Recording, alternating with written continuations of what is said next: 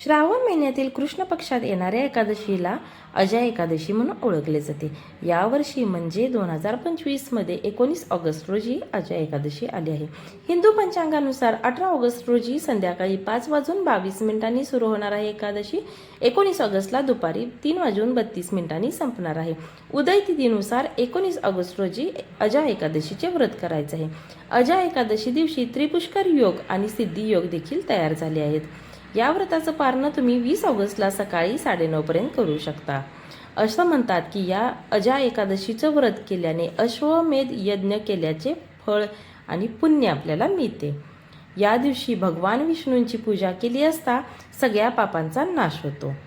गौतम ऋषींनी राजा हरिश्चंद्राला दुःखाचा नाश करण्यासाठी या अजा एकादशीचे महत्त्व सांगितले होते आणि हे व्रत राजा हरिश्चंद्राने केल्यामुळे त्याला त्याचे राज्य परत मिळाले होते. रामकृष्ण हरी.